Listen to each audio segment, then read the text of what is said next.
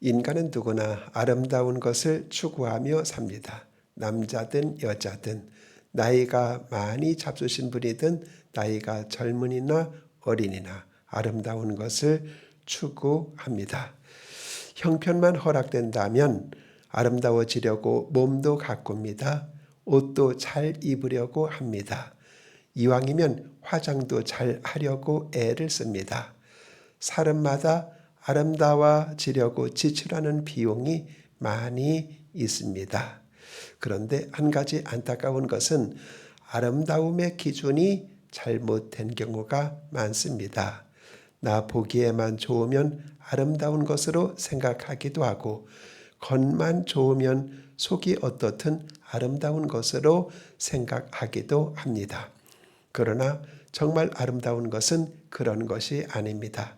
나 보기보다 남이 보기 좋아야 하고 인간들 보기에만 좋은 것이 아니라 먼저 하나님께서 보시기에 좋은 것이어야 하고 겉이나 육체보다도 속 마음이나 영적으로 좋아야 그것이 진실된 아름다움일 것입니다.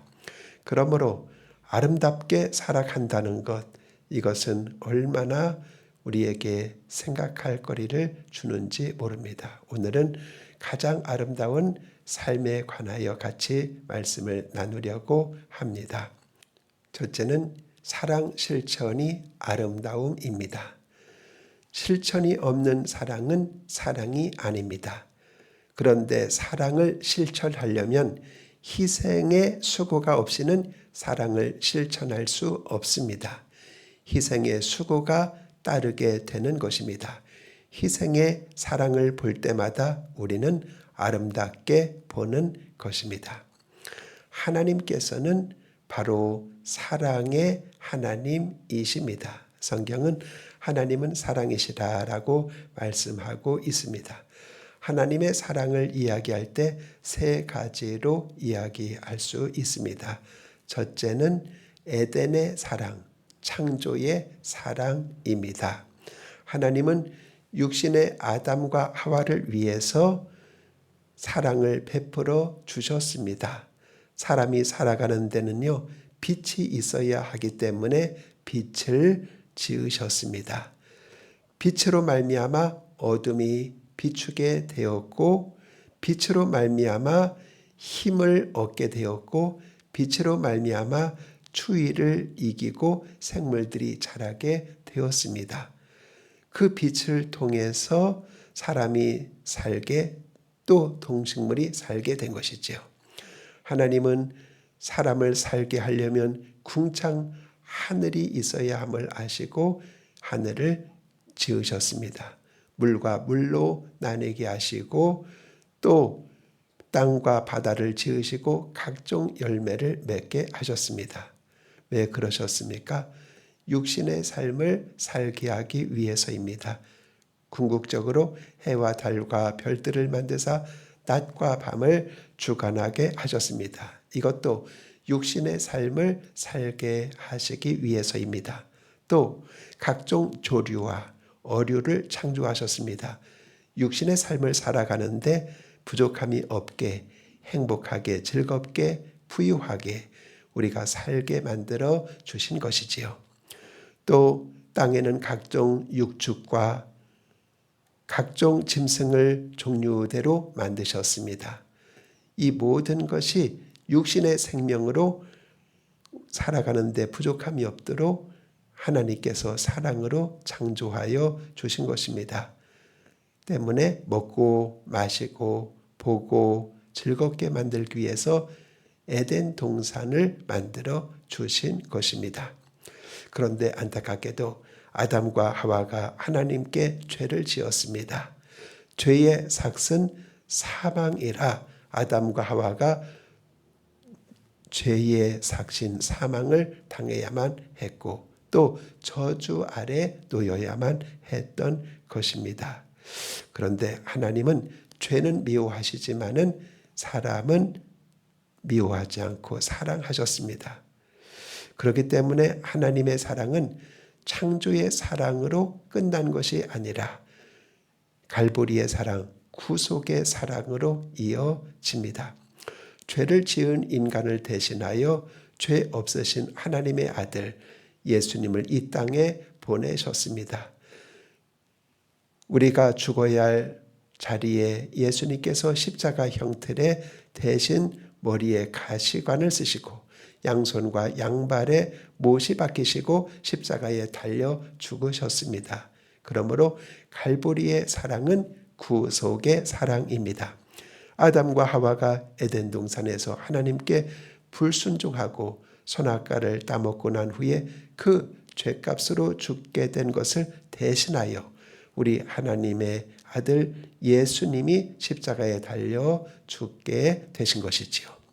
요한 1서 4장 9절에 보면 하나님의 사랑이 우리에게 이렇게 나타난 바 되었으니 하나님이 자기 독생자를 세상에 보내심은 그로 말미암아 우리를 살리려 하심이라고 하였습니다. 창조의 사랑으로 끝난 것이 아니라 하나님의 사랑은 구속의 사랑으로 이어졌습니다. 하나님의 보좌를 버리시고 베들레헴 마구간에서 오게 하시고 모진 천대와 학대를 받게 하셨습니다. 예수님은 우리의 부유를 주시기 위하여 이 땅에서 가난하게 사셨습니다. 예수님은 말씀하셨습니다. 공중에 나는 새들도 깃들 곳이 있고 여우도 굴이 있지만은 인자는 머리 둘 곳이 없다고 하셨습니다. 고린도후서 8장 9절에 보니 우리 주 예수 그리스도의 은혜를 너희가 알거니와 부유하신 이로써 너희를 위하여 가난하게 되심은 그의 가난함으로 말미암아 너희로 부유케 하려 하심이라고 하였습니다. 그러므로 우리 주님이 직접 이 땅에 오셔서 가난한 자에게 배고픈 자에게 먹여주시고 부유하게 하시고 승리하게 하신 것이지요.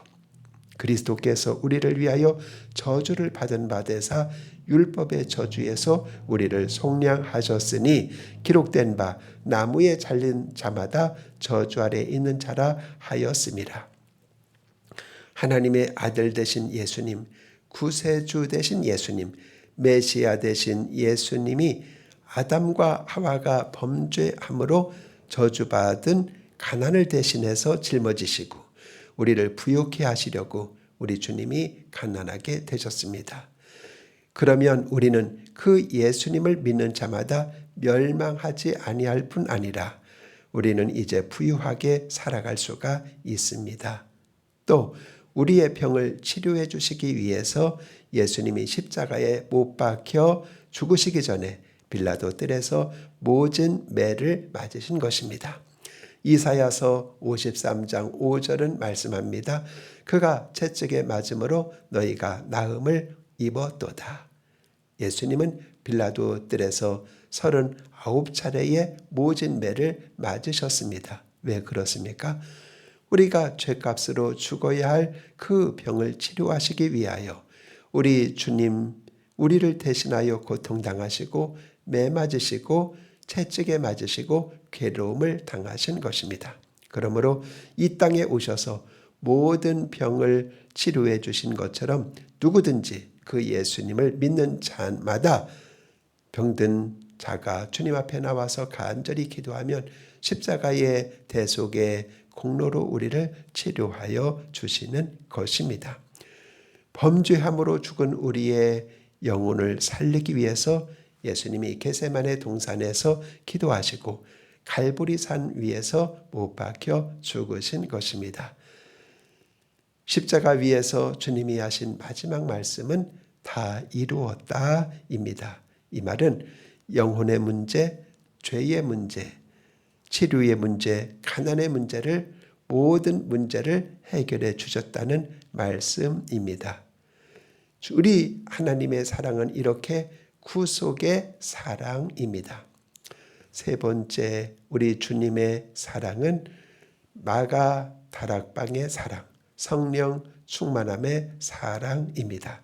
사랑하는 여러분, 성령님께서는 하나님의 분신으로 우리에게 주신 분입니다. 우리를 구원하시고 무덤 속에서 부활하신 예수님은 우리를 고아처럼 버려두지 아니하겠다고 다른 부혜사 성령님을 보내주시겠다고 약속을 하셨습니다. 그러므로 마가 다락방에 임한 성령은 하나님의 사랑이요 예수님의 사랑입니다. 고아처럼 우리를 버리지 아니하시고 우리를 사랑하시기 때문에 우리가 이 땅에 홀로 살지 않고 주님과 늘 함께 살게 하기 위해서 능력 가운데, 권능 가운데, 사랑 가운데, 기적 가운데 살게 하려고 우리 모두에게 성령 충만을 허락하여 주신 것입니다. 그러므로 성령의 충만함을 받으면 능력과 권능의 신앙인이 됩니다. 또 성령 충만 받으면 하나님의 사랑을 깨닫고 하나님의 사랑을 느끼고 하나님의 사랑을 경험하고 전할 수 있게 되는 것입니다. 그래서 예수님께서 이제 분부하신 대로 120문도가 마가 다락방에 모여서 열흘 동안 간절히 기도할 때 하나님께서는 성령의 충만함을 모두 다 받게 하시고 그들은 성령의 권능을 받아서 하나님의 도구로 모두 다 귀하게 쓰임받고 복되게 살았던 것을 보게 됩니다. 우리 하나님께서는 과거만 우리를 사랑하는 것이 아니라 현재도 사랑하시고 미래도 사랑하십니다. 에덴의 창조의 사랑만이 아니라 갈보리의 구속의 사랑만이 아니라 마가 다락방의 성령 충만의 사랑만이 아니라 우리 예수님께서 재림하실 그날까지 종말까지 끊임없이 우리를 사랑하시는 무한대 사랑의 하나님이십니다. 이렇게 우리를 사랑하시는 그 하나님의 사랑을 볼 때 하나님은 실천하신 사랑의 대가인 것을 보게 됩니다. 오늘 우리들도 이 땅에서 가장 아름다운 삶이 무엇일까요? 그 하나님을 본받아서 사랑 실천하는 삶이 가장 아름다운 삶입니다. 희생하는 어머니, 사랑을 실천하는 어머니, 자녀를 위해서 피로 났고 눈물로 기르고 땀으로 교육해주는 그 어머니 가장 아름다운 것입니다. 겉으로 보기에는 젊은 사람이 아름다워 보이지만은 그러나 진실된 아름다움은 이마에 주름이 가고 손에 주름이 가고 머리가 하얗게 쉬고 겉으로 볼 때 아름답지 않지만 그러나 자식을 위해서 피 흘리고 땀 흘리고 눈물 흘린 그 어머니가 훨씬 더 아름다운 것입니다. 희생과 고통이 있을 때만 나오는 이 눈물과 피와 땀이 아름다움의 표시인 것입니다. 그런 말 있어요. 6.25 사변 때 한참 전쟁 중에 한 미군 병사가 집차를 타고 다리를 가고 있었는데 그만 고장이 나고 말았습니다. 그 차에서 내려서 보니까 수리하다가 보니까 어디에선가 아이 울음소리가 들려요. 그래서 보니까 다리 밑에서 아이가 우는 것이었습니다. 보니까 어떤 여인이 전쟁 피난 중에 그 다리 밑에서 이제 있는데 아이가 춥다고 웁니다. 자기의 겉옷을 벗어서 아이를 감쌉니다. 그래도 아이는 춥습니다. 속옷까지 벗어서 아이를 감쌉니다. 그래도 아이는 춥습니다. 그래서 자기의 온 몸으로 아이를 감쌌습니다. 엄마는 꽁꽁 얼어서 죽었는데 그 체온으로 그 아이는 아직도 생명이 유지되고 있으면서 엉엉 울고 있는 것입니다. 그 어머니의 모습이 얼마나 아름답습니까? 희생하는 어머니, 그리고 그 자녀를 살리는 그 어머니의 모습이 참으로 아름답지 않습니까? 바로 그런 것이 아름다운 것입니다. 그러므로 여러분, 사랑은 세계 각국의 어느 나라 말을 잘하는 것보다 천사의 방언을 하는 것보다 또 모든 비밀을 아는 것보다 믿음으로 산을 옮기는 것보다 더 위대한 것이 바로 사랑입니다. 사도 바울은 고린도전서 12장 13절에서 성령의 9가지 은사보다도 제일 귀한 것이 사랑이라고 말을 합니다. 13장의 사랑장의 끝에서 믿음, 소망, 사랑 이 세 가지는 항상 있을 것인데 그 중에 제일은 사랑이라고 말하고 있습니다. 두 번째로 생각할 것은 또 무엇이 아름다운 삶일까요? 형제끼리 연합하고 화목하는 삶이 아름답습니다. 하나님은 다윗을 통해서 시편 133편을 기록을 하면서 형제가 연합하여 동거함이 어찌 그리 선하고 아름다운 고라고 하였습니다. 성경을 읽으면서 이처럼 강하게 아름다움을 말씀하시는 곳이 없습니다. 그렇죠? 자, 어찌 그리 선하고 아름다운가? 어찌 그리 선하고 아름다운가? 뭐가요? 형제가 연합하여 동거함이 말입니다. 아름답다는 말씀 중에 최고로 아름답다고 말씀하시는 장면이 이 장면일 것입니다. 하나님께서는 에덴 동산을 창조하실 때 하나님이 보시기에 좋았다 했는데 여기에서는 어찌 그리 선하고 아름다운가. 형제가 서로 연합하고 화목하는 것은 아름다운 것 중에 아름다운 것입니다. 비단 옷을 입지 않았어도 양귀비처럼 예쁘지 아니하여도 제일 아름다운 것은 형제끼리 연합하고 화목하는 것입니다.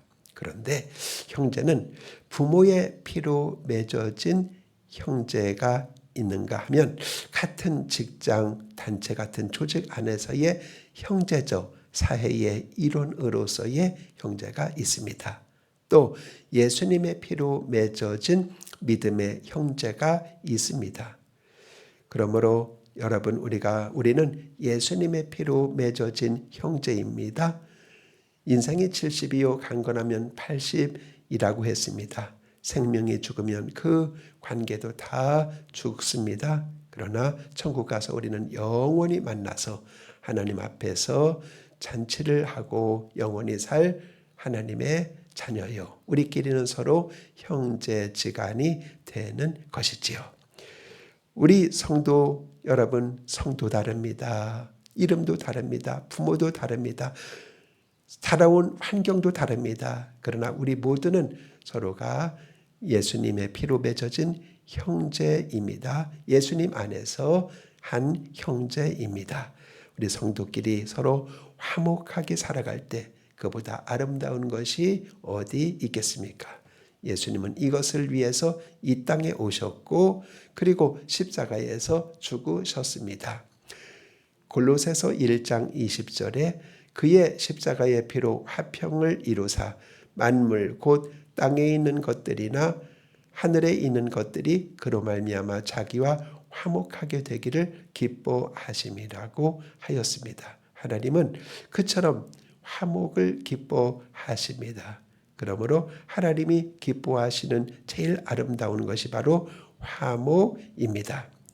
화목은 아름다운 것뿐만 아니라 우리들이 축복을 받는 길이 됩니다. 사랑하는 여러분, 오늘 읽은 3절을 보시기 바랍니다.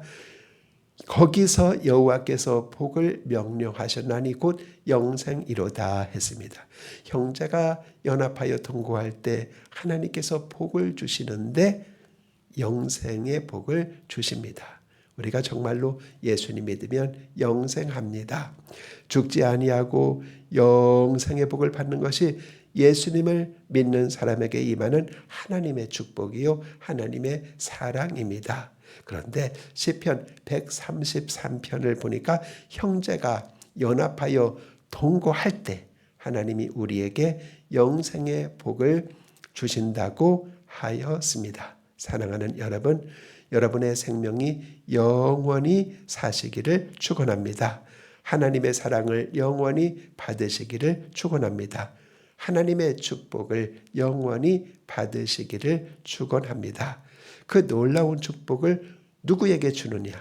형제가 연합하고 동거하는 사람에게 하나님이 그런 복을 주신다고 말씀을 하셨습니다. 세 번째, 봉사의 삶이 아름답습니다. 여러분, 어려운 사람을 위해서 봉사하는 것은 아름다운 것입니다. 베드로 사도는 베전 4장 9절에서 이렇게 말씀합니다. 서로 대접하기를 원망 없이 하고 선한 청지기 같이 서로 봉사하라 하였습니다. 특히 나보다 어려운 사람을 위해서 봉사하는 것처럼 아름다운 것은 없습니다. 이 땅에 오신 예수님은 성경의 기록으로만 종합해서 보면 실제로 용모가 그렇게 아름답지 못하셨습니다. 이사야서 53장 2절에 보면 그는 주 앞에서 자라나기를 연한 순 같고 마른 땅에서 나온 뿌리 같아서 고운 모양도 없고 풍채도 없은즉 우리가 보기에 흠모할 만한 아름다운 것이 없도다고 하였습니다. 예수님이 이 땅에 오시기 전 이사야 선지자를 통해서 예수님에 대해서 말씀했습니다. 그러므로 예수님은 실제로 용모가 아름답지 못했습니다. 그렇게 사모할 만한 사람이 아니었습니다. 그렇게 자랑할 만한 분도 아니었습니다. 그러나 예수님을 아름답지 않다고 할 사람이 누가 있겠습니까? 꿈이라도 예수님을 만나기만 하면 흥분해서 잠을 이루지 못할 정도로 기쁨이 넘치는 것입니다. 여러분이 주님을 만나는 것이 그렇게 소원인데 우리 예수님께서 그렇게 아름다운 이유가 무엇입니까?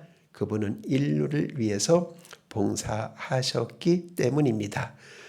죄인을 위해서 봉사하셨습니다. 그래서 당신 자신이 십자가에서 죽으시고 우리를 그 죄에서 구원하여 주셨습니다. 병든 자를 위해서 봉사하셨습니다. 대신 채찍에 맞아주시고 우리를 치료해 주셨습니다. 가난한 자를 위하여 봉사하셨습니다. 부유하신 예수님이 우리를 부유케 하여 주시려고 대신 가난하게 되셨습니다. 또 예수님은 제자들의 발을 씻겨 주셨습니다. 예수님의 그 봉사, 그 희생이 우리를 구원해 주시고 우리를 치료해 주시고 우리를 축복하시고 우리가 하나님의 자녀로서 부족함이 없는 삶을 살아갈 수 있도록 우리에게 축복해 주신 것이지요. 예수님의 그 봉사가 아니었다면 우리가 구원을 받을 수 있었을까요? 예수님의 그 봉사가 아니었다면 우리가 주님을 따라가며 감사할 수 있었을까요? 예수님의 그 봉사로 인하여 우리는 구원을 받았고 우리는 사랑을 받았고 우리는 치료를 받았고 하나님을 아버지라고 부르며 영원한 천국에 갈 수 있게 되었습니다. 그렇습니다. 봉사는 얼마나 아름다운지 모릅니다. 남을 위해서, 특별히 불쌍하고 어려운 사람을 위해서, 배고픈 사람을 위해서, 몸이 불편한 사람을 위해서 봉사하는 것은 얼마나 아름다운 것인지 몰라요. 남을 위해서 봉사하는 것은 아름다운 것일 뿐만 아니라 남을 변화시키는 것입니다. 또 내가 복을 받을 수 있는 것입니다. 누가복음 6장 38절에 주라 그리하면 너희에게 줄 것이니 곧 후히 되어 누르고 흔들어 넘치도록 하여 너희에게 안겨주리라고 말씀을 하셨습니다. 잠언서 11장 24절에 보면 흩어 구제하여도 부하게 되는 일이 있나니 과히 아껴도 가난하게 될 뿐이니라. 구제를 좋아하는 자는 풍족하여질 것이요 남을 윤택하게 하는 자는 자기도 윤택하여 지리라고 말씀을 하셨습니다. 내가 봉사하고 나면 하나님이 축복해 주십니다. 물론 우리가 보상을 바라고 봉사하는 것은 아닙니다. 그러나 우리 하나님께서는 얼마나 봉사를 기뻐하시는지 모릅니다. 이제 마지막으로 조화와 질서의 삶이 아름답습니다. 창세기 1장 마지막 절에 보면은 하나님께서 지으신 모든 것을 보시니 심히 좋았다는 말씀이 기록이 되어 있습니다. 하나님께서는 빛을 창조하시고 나서 궁창을 드러나게 하시고 또 6일 동안 모든 것들을 다 창조하시고 나서 뭐라고 말씀하십니까? 보시기에 심히 좋았더라. 그러니까 이것은 하나님께서 지으신 우주 만물을 다 보실 때 너무너무 아름답다는 거예요. 왜 아름답습니까? 모든 우주 만물이 여러분 질서가 있기 때문입니다. 그렇죠. 우주가 뱅글뱅글 지금 공전과 자전을 하고 움직이는 거 보세요. 얼마나 오차가 없이 정확하게 질서 있게 움직이고 운행하고 있습니까? 우리 하나님은 어지러움의 하나님이 아니라 질서의 하나님이십니다. 또 모든 것들이 다 이렇게 아름다운 것은 여러분 조화 있기 때문에 그렇습니다. 여러분 꽃이 아름다운데 만약에 온 천지에 장미꽃만 있다고 생각해 보세요. 결코 아름답지 않을 겁니다. 그것도 색깔도 노란 색깔, 흰 색깔, 뭐 우리 꽃들의 컬러가 얼마나 풍성하고 다채롭고 아름답습니까? 이렇게 종류도 많고 또 색깔도 없고 또 대조나 또 이렇게 모든 것들을 볼 때 다양하니까 그렇게 조화롭고 아름다울 수가 없습니다. 우리가 찬양할 때도 여러분 소프라노만 하는 것보다 이렇게 화음이 되니까 아름답지 않아요? 이것처럼 우리의 삶도 마찬가지입니다. 이 땅에는 다양한 사람들이 있습니다. 뭐 얼굴도 다르고 목소리도 다르고 성격도 다르고 또 개성도 다르고 다 그렇습니다. 근데 이런 것들이 다 서로 용납이 되고 화합이 될 때 아름다운 것입니다. 그러므로 우리는 서로를 볼 때 여러분 참 아름답다 이런 마음을 가지고 보아야 됩니다. 우리의 삶이 이렇게 질서가 있어야 돼요. 무질서해서는 아니 됩니다. 아침부터 일어나서부터 밤에 잠자리에 누울 때까지 우리의 삶이 질서가 있어야 돼요. 일정한 루틴을 따라서 질서 있게 살아갈 때 우리도 건강할 뿐만 아니라 얼마나 하나님 보시기에 아름답고 또 사람들 볼 때도 아름다운 모습인지 모릅니다. 그래서 오늘 하나님께서 우리가 무엇이 아름다운가? 여러분 삶이 아름다운 것이 좋은 거예요.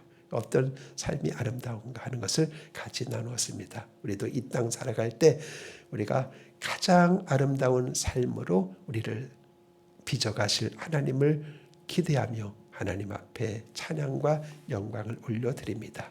이 축복이 여러분 모두에게 함께 하시기를 바랍니다. 기도하십시다. 하나님 아버지, 우리를 이렇게 아름답게 지으시고 온 우주 만물을 아름답게 지으신 것을 감사합니다. 우리가 아름다운 것은 하나님께서 우리를 빚어가시는 그 우리의 삶이 아름답기 때문인 줄로 믿습니다. 우리가 살아가는 삶을 축복하셔서 아름다운 삶을 살아가게 하여 주옵소서. 예수님의 이름으로 기도합니다. 아멘.